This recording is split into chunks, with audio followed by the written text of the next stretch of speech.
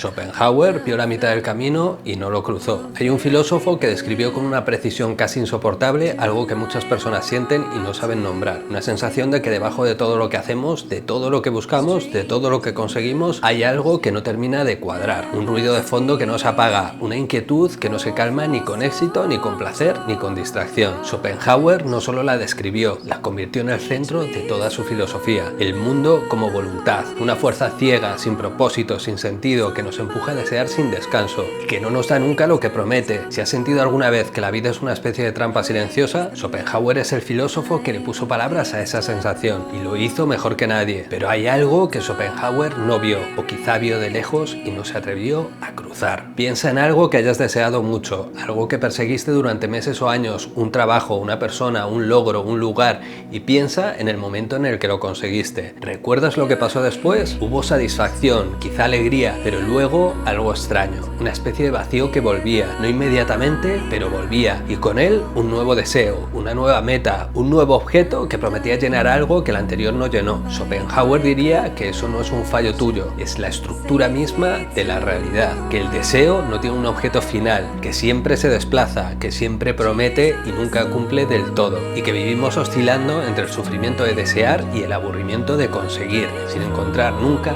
el punto de reposo. Schopenhauer publicó su obra principal en 1818, El mundo como voluntad y representación, y durante décadas casi nadie la leyó. El mundo no estaba preparado para escuchar lo que decía, porque lo que decía era profundamente incómodo, que debajo de todo lo que vemos, de todo lo que conocemos, de todo lo que la ciencia describe, hay una fuerza sin rostro, sin intención, sin propósito. Schopenhauer la llamó voluntad, no voluntad en el sentido de querer algo concreto, voluntad como impulso ciego, energía sin dirección que se manifiesta en todo lo que existe, en el hambre del animal, en el crecimiento de la planta, en el deseo humano que nunca se agota. Todo lo que vive quiere, y ese querer no tiene un fin, no hay un punto en el que la voluntad dice basta, ya tengo suficiente, siempre quiere más, siempre empuja, y nosotros somos sus instrumentos. Hay algo en la descripción de Schopenhauer que resulta difícil de negar. Mira a tu alrededor, mira cómo funciona el mundo, el consumo que no se detiene, la ambición que no se sacia, el entretenimiento que necesita ser cada vez más intenso para seguir entreteniendo, las redes sociales diseñadas para que sigas scrolleando sin parar. Schopenhauer lo habría reconocido inmediatamente, no como un problema moderno, como la manifestación visible de algo que siempre estuvo ahí, la voluntad operando a través de nosotros, disfrazada de deseo, disfrazada de ambición, disfrazada de búsqueda de felicidad, pero sin llevarnos nunca a ningún lugar que se parezca a la paz. Su diagnóstico es demoledor, y es difícil leerlo sin sentir que tiene razón, o al menos en parte. Schopenhauer fue el primer filósofo occidental en tomar en serio la filosofía oriental. Leía los Upanishad, estudiaba budismo cuando casi nadie en Europa sabía lo que era, y encontró en la tradición hindú un concepto que encajaba perfectamente con lo que él veía, el velo de Maya, la idea de que lo que percibimos como realidad es una ilusión, no en el sentido de que no exista, sino en el sentido de que no es lo que parece, que vivimos atrapados en una representación, que vemos objetos separados, vemos personas separadas, vemos un yo separado del mundo, pero debajo de esa separación aparente hay una única fuerza que lo atraviesa todo, la voluntad. Y mientras no veamos a través del velo, seguiremos atrapados en el juego, deseando, sufriendo, persiguiendo objetos que nunca cumplen lo que prometen. Hasta aquí Schopenhauer es extraordinario, hasta aquí su diagnóstico es casi perfecto, pero hay un problema.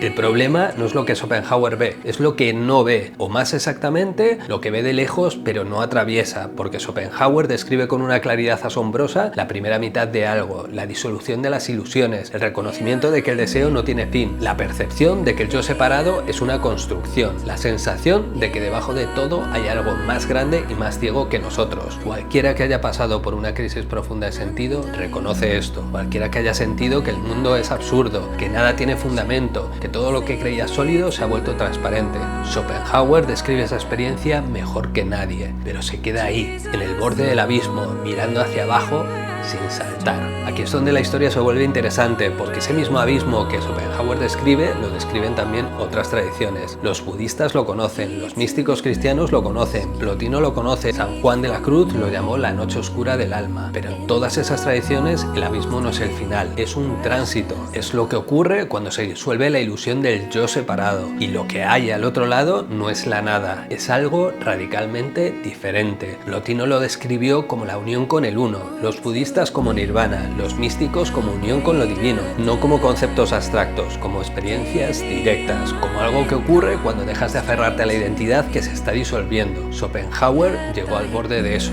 vio que el yo es una ilusión, vio que el deseo es una trampa, vio que la separación no es real, pero en lugar de cruzar al otro lado, retrocedió. Y lo que encontró al retroceder fue pesimismo, la resignación, la negación de la voluntad como renuncia, no como liberación. Hay una diferencia que parece sutil pero que lo cambia todo. Una cosa es negar la voluntad por desesperación, porque has visto que todo es absurdo y decides retirarte. Otra cosa es soltar la voluntad por entrega, porque has visto que al otro lado del yo hay algo más real que el yo. La primera es resignación, la segunda es rendición. Parecen lo mismo pero son opuestas. La resignación nace del agotamiento, la rendición nace de la confianza. La resignación dice, nada tiene sentido, me retiro. La rendición dice, yo no tengo sentido, pero algo más grande sí. Schopenhauer se quedó en la resignación, Plotino cruzó hacia la rendición, los místicos cruzaron, los budistas cruzaron. Schopenhauer se quedó en el borde y escribió libros brillantes sobre lo que veía desde ahí, pero no saltó. ¿Por qué Schopenhauer no cruzó? Es difícil saberlo con certeza, pero hay una pista en su propio sistema. Schopenhauer era ante todo un pensador, un observador, un analista de la experiencia humana. Su herramienta principal era la razón, y la razón es extraordinaria para diagnosticar, para describir, para desmontar ilusiones, pero hay un punto donde la razón llega a su límite, porque lo que hay al otro lado del abismo no se puede pensar, solo se puede experimentar, y para experimentarlo hay que soltar la herramienta, hay que soltar la razón, hay que soltar el control, hay que soltar el yo que observa, y eso es exactamente lo que Schopenhauer no pudo hacer, o no quiso hacer, porque hacerlo significa dejar de ser el que analiza y convertirse en el que se entrega, y quizá para un filósofo que había construido toda su identidad sobre la lucidez del pensamiento, eso era lo más aterrador del mundo. Bergson diría que este es el problema fundamental del intelecto, que la inteligencia es una herramienta brillante para analizar la realidad, pero que no puede captarla desde dentro,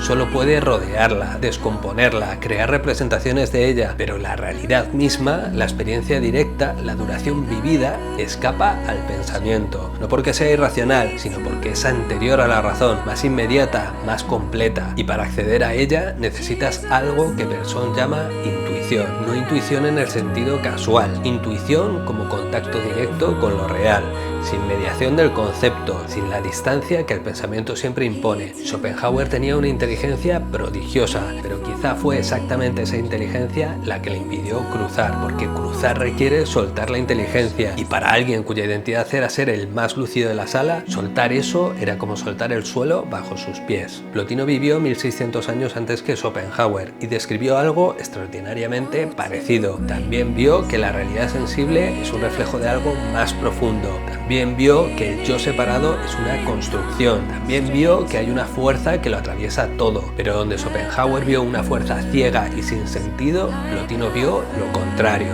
Vio una fuente, un origen, algo que no es un caos, sino un orden. No sin sentido, sino sentido tan pleno que desborda la capacidad del pensamiento para captarlo. Y la diferencia entre los dos no es intelectual. No es que Plotino tuviera mejores argumentos, es que Plotino lo experimentó. 4 veces en su vida, según su discípulo Porfirio, Plotino experimentó la unión directa con el uno, y lo que describió después no era una teoría, era un testimonio. Schopenhauer miró el abismo y vio la nada. Plotino miró el mismo abismo y vio la plenitud, no porque uno fuera más inteligente que el otro, sino porque uno lo pensó y el otro lo vivió. Y aquí hay algo que me parece fundamental. Schopenhauer conocía a Plotino, conocía la tradición mística, conocía el budismo, leía los Upanishad con devoción, sabía que estas tradiciones no hablan de la nada, sino de algo que estaba más allá del yo, pero las leyó desde el pensamiento, las interpretó desde la razón, y cuando las interpretó así, lo que encontró fue una negación de la voluntad, renuncia, supresión del deseo. No vio lo que los budistas realmente describen cuando hablan del nirvana, no vio lo que Plotino describe cuando habla de la unión con el uno, no vio lo que los místicos describen cuando hablan de la noche oscura que precede al amanecer, porque para verlo necesitas algo más que comprensión, necesitas renuncia. rendirte. Y rendirse es lo que su filosofía paradójicamente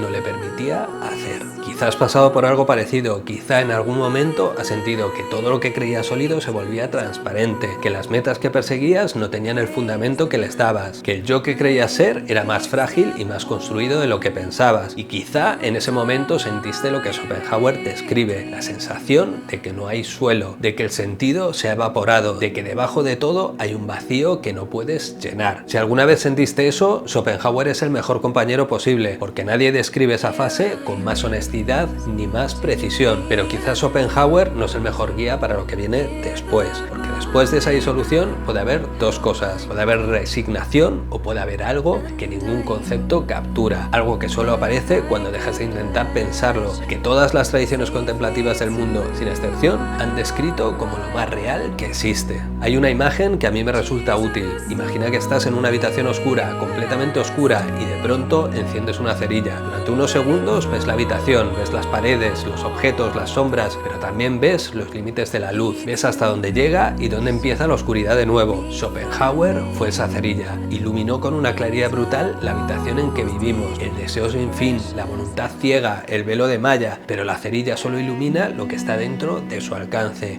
Y hay algo más allá de la habitación, algo que no se puede ver con la luz de la cerilla, porque para verlo necesitas otra clase de luz, una que no viene de la razón, sino de la experiencia directa.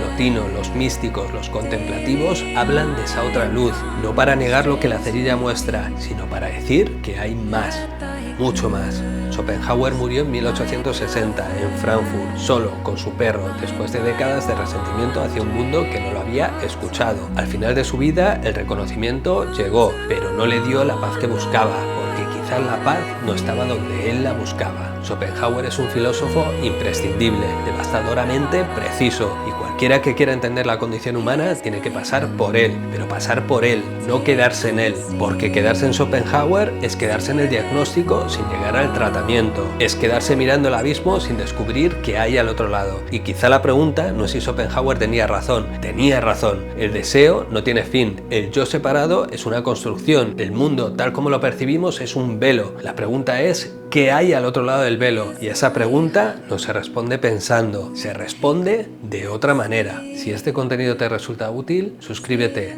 Esto es solo el principio del camino.